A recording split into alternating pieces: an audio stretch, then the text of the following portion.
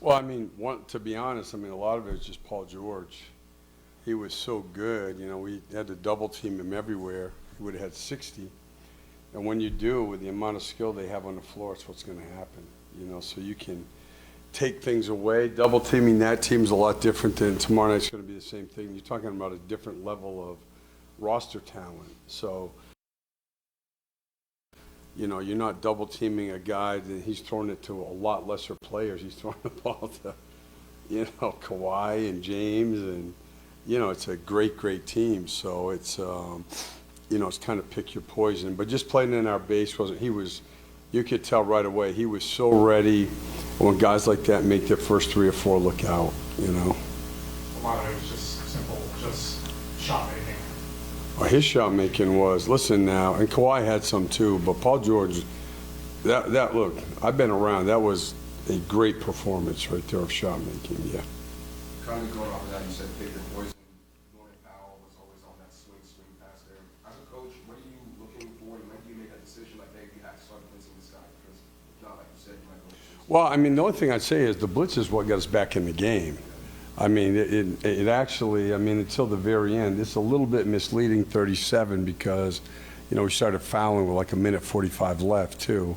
So he got some late, but, we got back in the game by going to the double team against both James and Paul George. So, yeah, look, you've got your basic choice is what can we live with, what can we take away?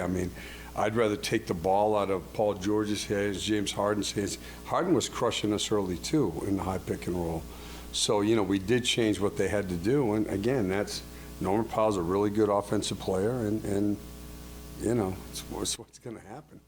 I asked Brandon this question, too, but how different is it when you're facing stars that, I guess there's no wasted dribbles with Kawhi and Paul George? Does that make it harder to blitz them, too, knowing that they're not kind of dribbling the air out of the ball sometimes? Yeah, I would say it's more so they've been blitzed so much, right? And also, their size. And they're both, Paul George is a great passer, and Kawhi's very good. So, in terms of that, they ISO more than any team in the league. So I think in terms of just guarding them one-on-one, they do dribble it a lot more than most teams.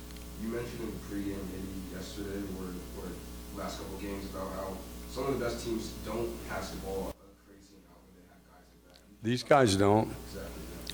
Yeah. I think they're fourth in offense.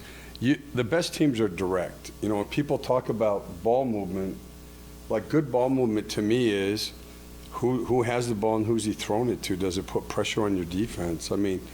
If you're playing against them and Paul George is passing the ball to a guy that's half as good as him, that's the ball movement you want. In our league, a lot of times the best teams offensively don't move the ball to the second side very much because they come down, particularly in the fourth quarter, and they get the ball to a star, and you play pick and roll. Watch the last 5 minutes of playoff games. It's going to be mostly high pick and rolls or angle pick and rolls and ISOs. And they have those type of players. That's how you win.